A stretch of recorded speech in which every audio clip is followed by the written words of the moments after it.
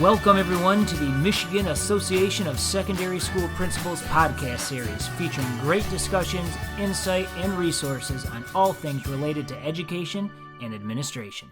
Ladies and gentlemen, welcome back to Season 6 of the MASSP podcast. My name is Ryan Casey. I'm really excited to have our guest on this episode today. We are partnering with MCAN, the Michigan College Access Network, like we have in a variety of ways over the years. They've been guests on the podcast numerous times to talk about special programming, certain important calendar reminders about upcoming dates that schools and counselors and students don't want to miss. And today is no exception. Here with me today to talk about some new grant opportunities is Autumn Kearney. Autumn, thanks for chatting with me today. Yeah, for sure. Thanks for having me on. I appreciate it. Autumn, can you just share real quick what it is you do at MCAN? Yeah, so I'm the strategy manager for high school innovation. So in our department, we do a lot of grant making for high schools, as well as a lot of professional development for school counselors. So if any of your professionals that listen to this podcast have attended a webinar, they may have seen me as the facilitator. I do a lot of that as well. Awesome. Well, I want to jump right into our first question here. Now, as you mentioned, MCAN offers a variety of programming and resources throughout the year. And one that we want to highlight, just because we are at the start of the school year, we want to make sure that everyone is aware, is about these high school innovation grants. So for our listeners, maybe like myself, who aren't familiar with this, what do they need to know?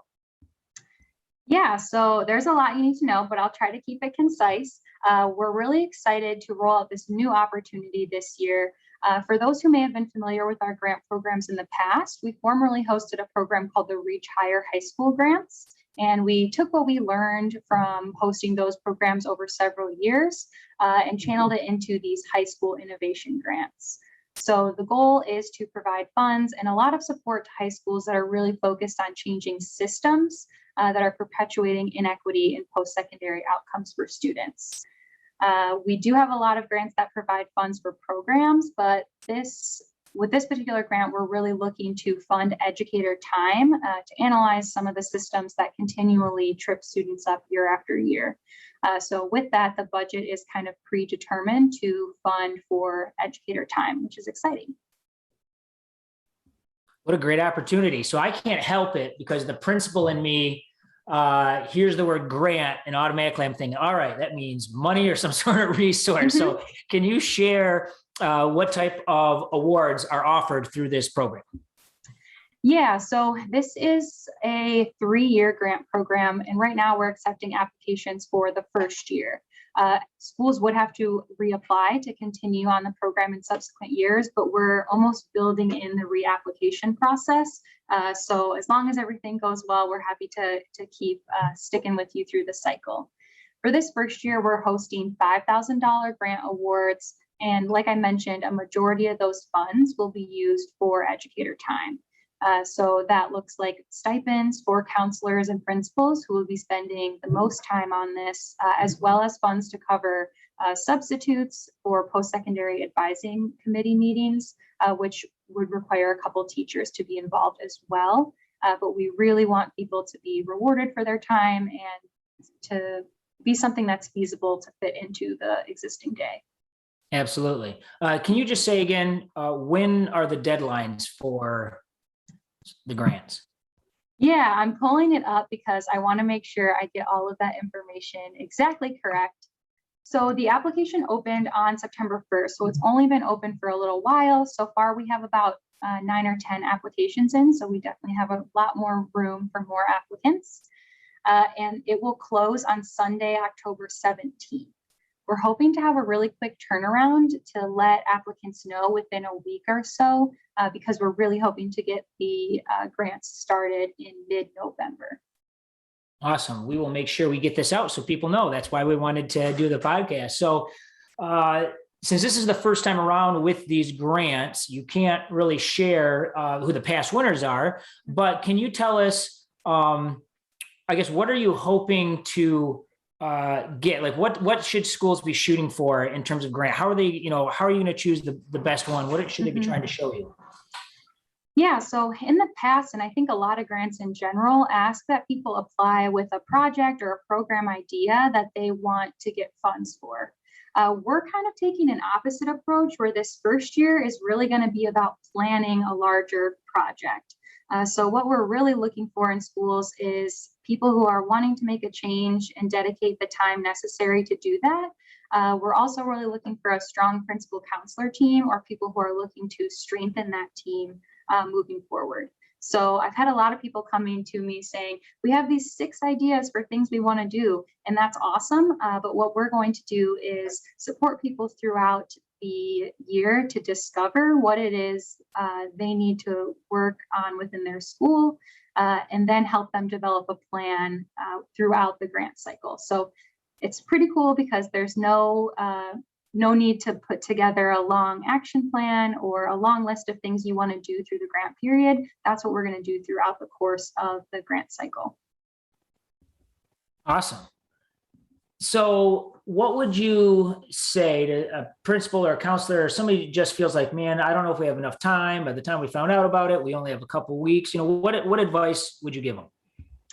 Yeah, so because we're not looking to fund specific project ideas, the application is a lot smaller of a lift. We also have predetermined most of the budget, like I mentioned, to cover educator time for working on this. So there's also not a huge budget that needs to be put together on the front end.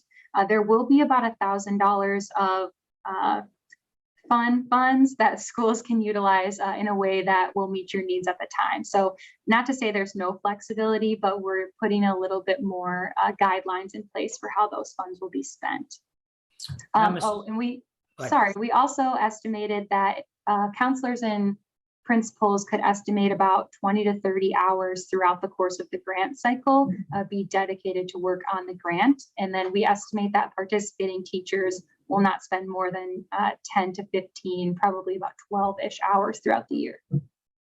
Very good. Mm-hmm. So the deadline is in mid-October. You want to get the grants awarded by, I believe you said early November or so. And I'm assuming MCAN will make an announcement of who the winners are and maybe even what their project entailed. So maybe that'll help give others some ideas. So if they don't do it this year in year one, hopefully they can apply for next time around. Yeah, so we'll definitely be keeping people in the loop with awarded schools. But like I mentioned, since we're not funding particular projects, what we'll be doing to help support schools as they discover some things they might want to work on is we'll be conducting some interviews with staff and putting together a list of recommendations in combination with some of their post-secondary outcomes data of broad categories that schools could work on with these funds. And then they'll be able to select which of those broad areas they have the most interest in, they think will be the most impactful, and then they'll develop a plan by the end of the grant cycle. But it's likely going to be some things that schools worked on in our previous grants. And so some of those things were like creating or augmenting a college-going culture. And one of the ways that a lot of schools did that was by creating a specific class for maybe juniors or even sophomores about post-secondary planning.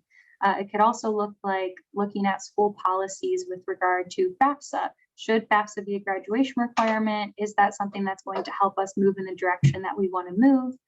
So those are just a couple examples of things that come to mind for me. That's awesome. I like that you're really hitting home the idea that it doesn't have to be this one special, unique project or idea that's going to make up the grant, or that's how they're going to be awarded. It's really this collaborative effort with you based on looking at results, based on looking at maybe some sort of needs assessment, and coming up with multiple different strategies and things that can be worked on to help help the students who need it the most. So I appreciate that approach to it. Yeah, it's definitely different than the approach we've taken in the past. So we're really excited to hopefully it will help create a longer term changes, as well as you'll have this whole list of different things that you could consider working on or changing or adjusting. And we're really only going to work on one or two of those things at a time. So then you'll have this list to keep coming back to and check in on to say, is this still an issue? Is this something we need to work on? And we're hopeful that that means that after you've completed a grant cycle with MCAN, of course, we'd love to have you complete another one with us, but that you'll have the tools and skills necessary to be able to complete subsequent versions of that cycle as an independent school. Very good. Anything else that I forgot to ask you, Autumn, that we want to make sure we hammer home so folks know? No, we're just really excited to work with a lot of really committed schools and to see what comes out of this. I'm really excited. Great. Do you mind sharing also, if they do have questions, maybe they want to learn a little more, where should they go? Or is there maybe contact info for you or something that they can reach out to ask? Yeah, I'm super happy to talk with schools. My email address is autumn, spelled just like the season, at micollegeaccess.org. Jamie Jacobs has also been working really closely with me on this project, and she can be reached at jamie@micollegeaccess.org. So we're both really happy to talk through this opportunity more. Awesome. Well, thank you so much for your time. We appreciate anytime we get to work with MCAN and all the great work that you do across the state of Michigan. So really appreciate your time, and hopefully those that are listening, mark your calendars, start looking into this information. It's a great opportunity for your school and for your students, and really get the opportunity to partner with MCAN and get some amazing things done and get some resources to get those items done at your school. So thanks for listening, everybody. If you liked this podcast, you can always check out others by going to the Apple Podcast Store or wherever you get your podcasts, including massp.com/podcast. My name is Ryan Casey. Again, I appreciate everybody for listening. Take care and have a great day.